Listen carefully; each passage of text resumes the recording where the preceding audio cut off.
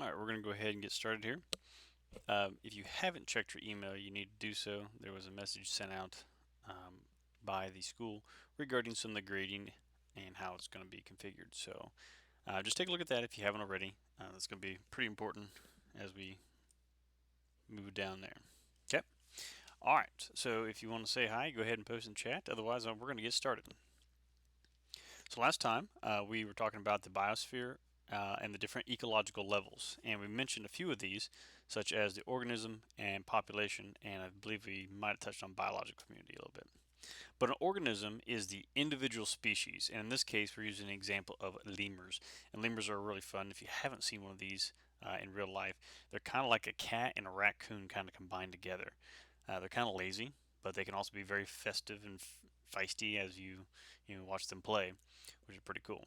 So pretty cool. But if you ever watched the Madagascar or the penguins of Madagascar, you've seen King Julian in there, and King Julian's always up to mischievous plans with the penguins. But he actually is modeled after a real life character, the lemurs. This is the ringtail lemur.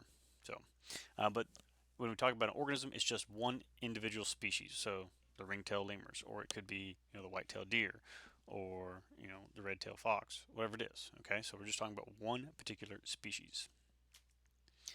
When you have a population, it is a group of a single species living in the same geographic range at the exact same time. So again, we're looking at a group of single species all together in the same geographic range. So that could be like North America.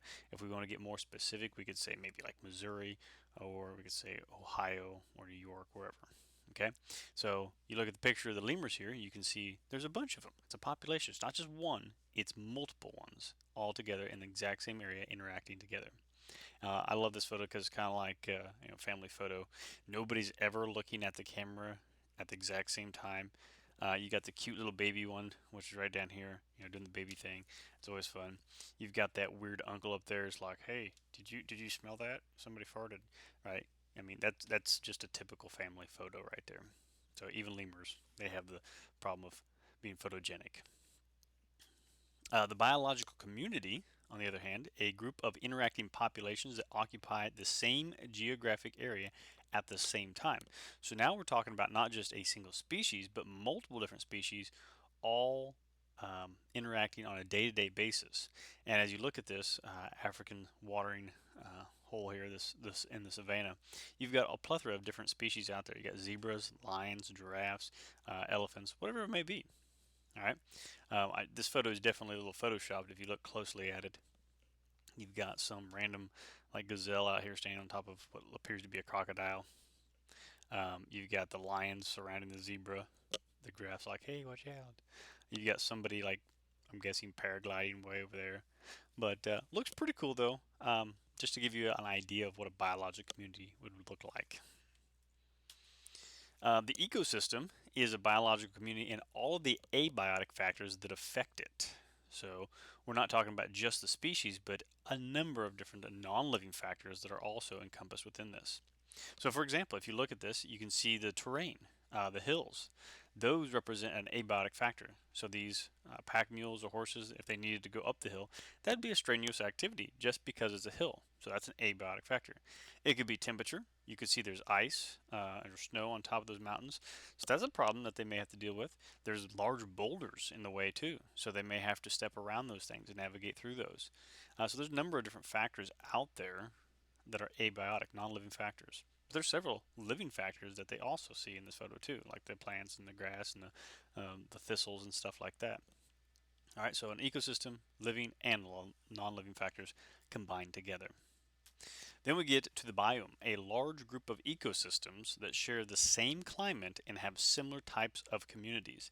Examples include the tropical rainforest, so there's more than one tropical rainforest out there.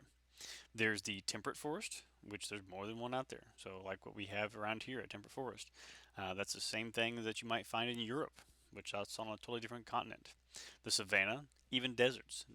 When you think about deserts, yes, we have deserts in the United States. There's also the Sahara Desert, which is in Africa. Again, another whole continent across an ocean, but very, very similar habitats. Okay? So that leads us to the next thing. What is a habitat? It is an area where an organism lives. For example, a habitat of a morel mushroom, which it's starting to become spring a little bit here. So as you venture out, you might be able to find some of these morel mushrooms. So what would you look for in a habitat of a morel mushroom?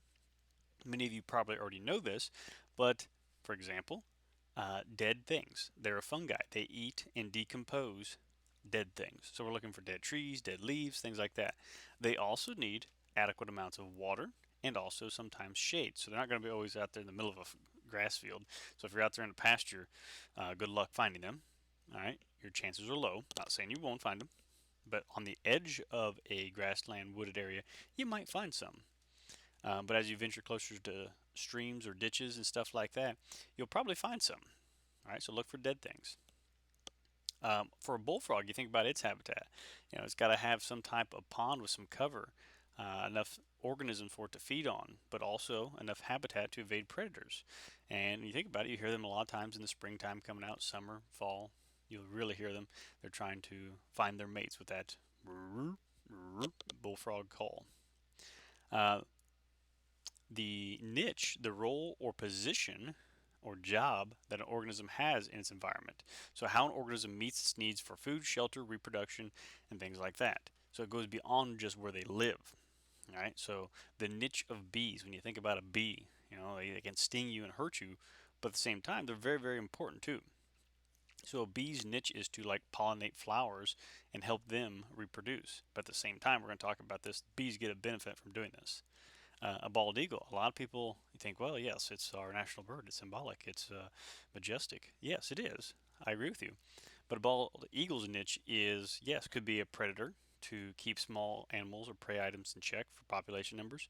But they're also, get this, scavengers. Yeah, they're scavengers, which also led to some problems later on we're going to talk about and how when they were eating dead things, it hurt them in the end. So we'll get to that though. But a little tip for you for your mushrooms, which we'll talk about. The morel mushrooms, as you venture out, they are a fungus. They do reproduction. So as you see this mushroom, it is actually the sporing body of that organism. So what it's doing is it's growing to produce spores to drop on the ground that will hopefully expand that fungus's range and little bitty roots, as you will call them, through the soil. Okay, they're not true roots, but they are just like a network of veins or roots running through the system of the soil, decomposing things.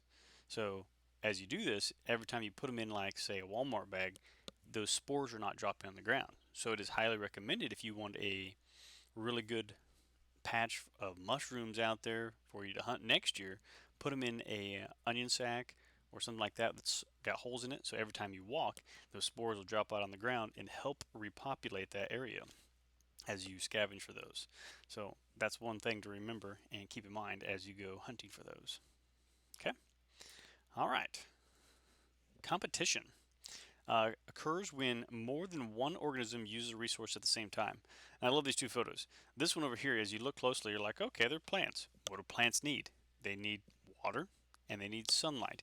If you look closely at this photo, you'll notice that these trees are not trees. They're dead trees that have been covered up with this viney stuff that's growing on top of them. And we're going to talk about this kudzu later on. But it will cover up these trees and compete for that valuable nutrient of sunlight. Over here, you can guess it, the valuable nutrient is water. It doesn't matter if they're a friend or foe, they all have to drink water. So they're all meeting at this same watering hole, standing side by side, even if they don't like each other, not even the same species. All right, but they'll all be there at the same time. So competition is important. Predation is the act of one organism consuming another one for food. So you have the classic cartoon of Tom and Jerry, the cat chasing the mouse. That's an act of predation, the cat trying to eat the mouse. Some of you may actually have farm cats or whatnot to eat those mice and stuff. That's what you're doing. You're getting a predator to eat the prey. The honey badger, if you've never heard of this, is a ultimate predator. This thing is super mean. If you run across this, run for your life. Shouldn't have to though. Shouldn't have to find any of these in this area. But the honey badger is a deadly predator that is very, very awesome. There's actually a YouTube video out there called "The Honey Badger Don't Care."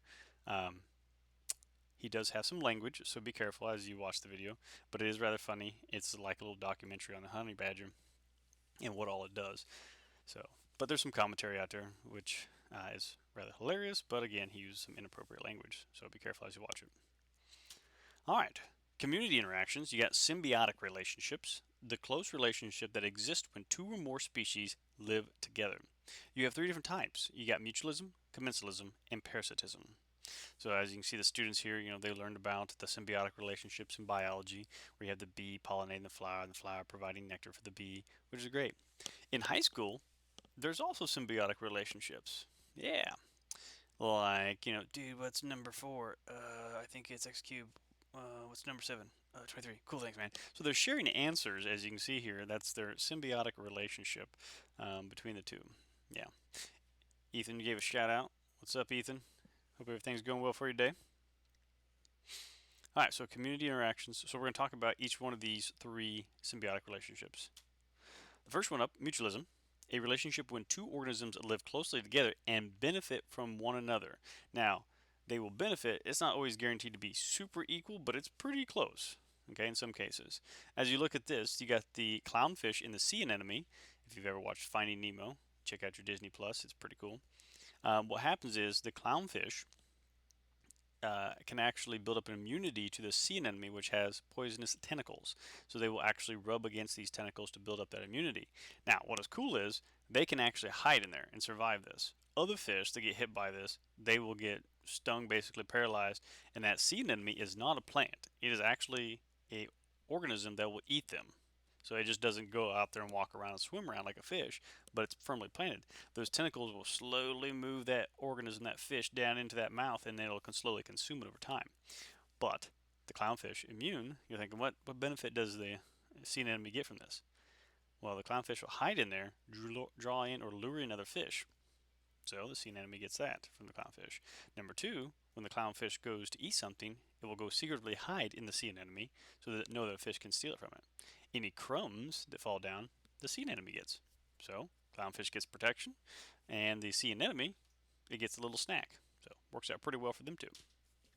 On this other picture here, you've got these ants crawling all over this plant. At first you might think that the plant's being attacked by the ants, but it's not. The plant actually is providing a home for these ants. I know it's hard to see, but there's these little thorns. There's actually holes in there. The ants can actually hide inside these thorns. There's these little bitty nutrient packets here, little food for them, that the plant also provides its specialized army. So if this organism came by and wanted to eat the ants, they hide it within these thorns. The animal tries to eat it, it hurts it, they run away, no ants. So protection for the ants, to get food for the ants. But now you're thinking, what about the plant? What does it get in return? Any herbivore that wants to come by and eat the plant, it has an army of ants that will attack it. Can you imagine, like, you're just like, oh, I'm hungry, I'm going to get a little snack here. And as you eat these tasty leaves, like a storm of ants come out and just like biting your nose and ears and eyes. I mean, it'd be awful, right? Yeah. In addition to that, the ants also understand some basics about plants, which is kind of weird. They understand that their plant needs sunlight and growth in order to live. So if another plant starts growing near it and starts shading it out, they will go over to that plant, trim back the leaves or the branches or cut it down altogether just so their home can thrive. That's pretty cool when you think about it. When you get your own personalized army, you feed them, you protect them. It's pretty cool. They protect you too. So that's mutualism, both benefiting in some form or fashion.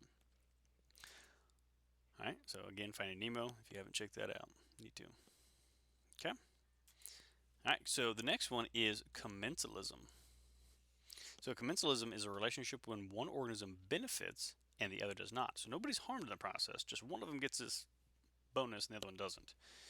All right, so example would be whales and barnacles or cattle egrets. So the whales and the barnacles, these barnacles, they need moving water to filter the little tentacles through so they can get their food, which is kind of cool. However, if they just sit on the bottom of the ocean, it's not always the best way to do it. So sometimes they can hitch rides on whales, and the whale's constantly moving, swimming.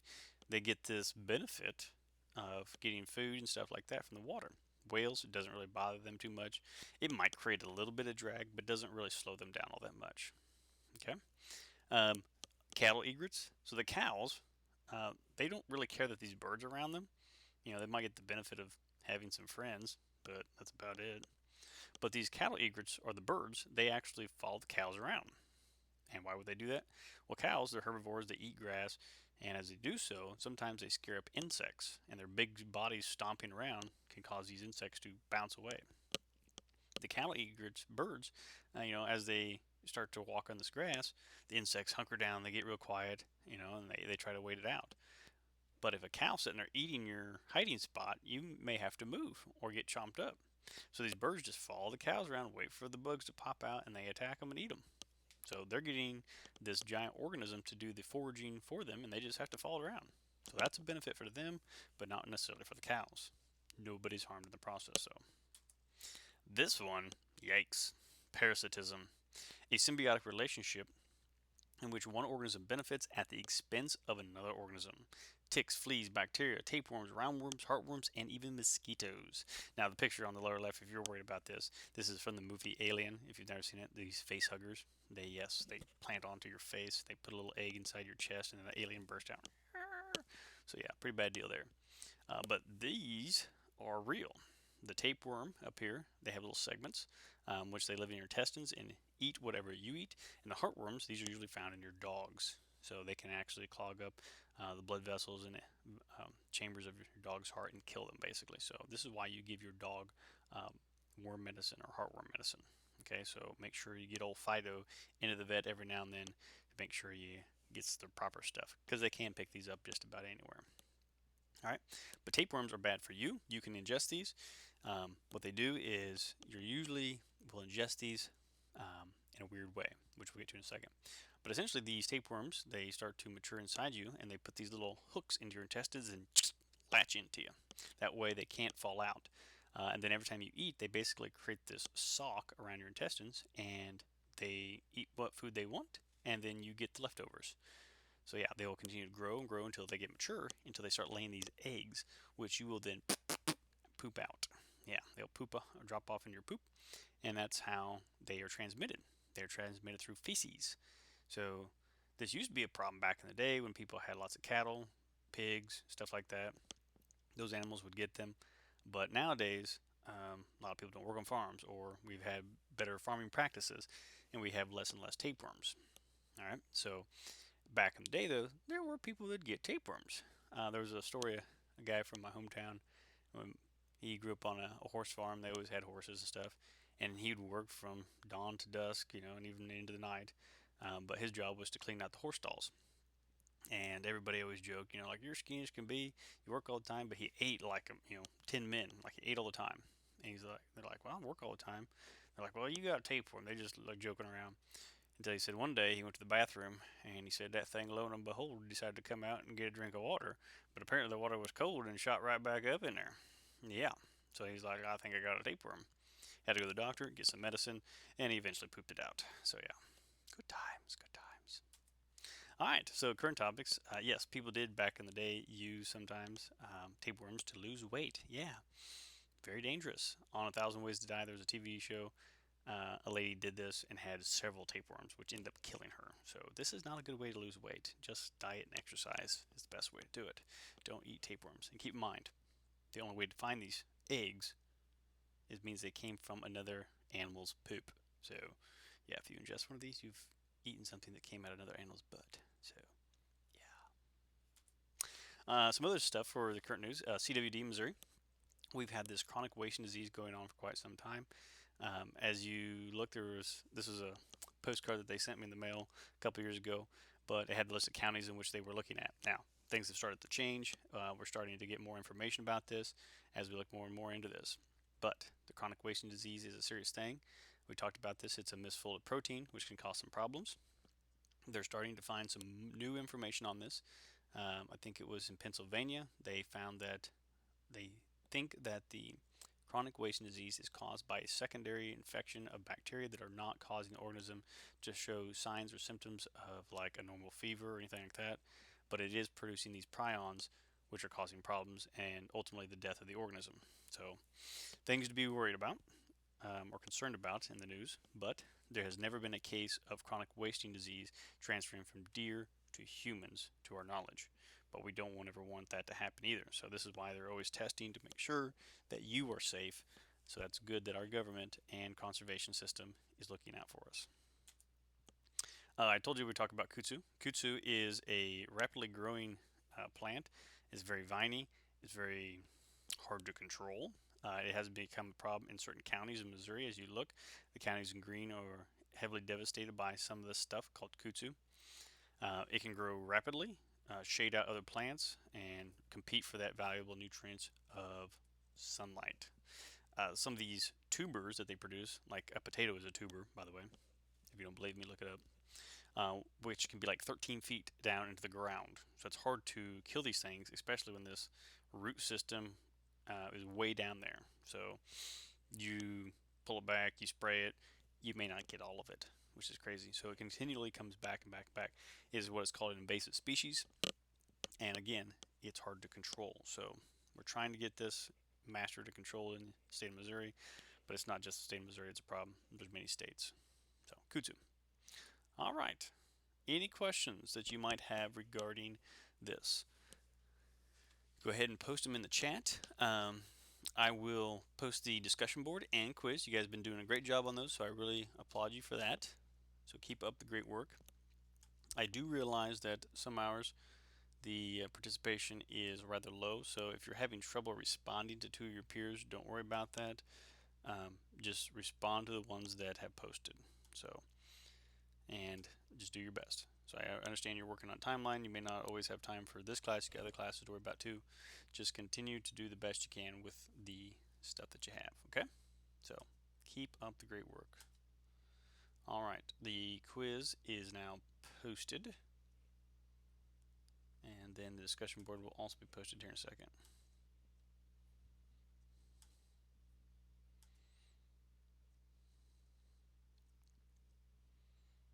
Okay. So everything is posted now.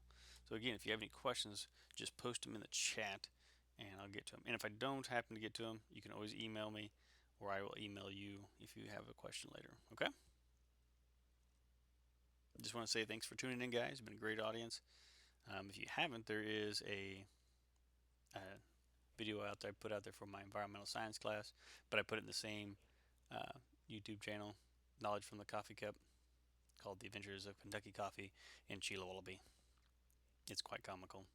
So if you want a good laugh, check it out.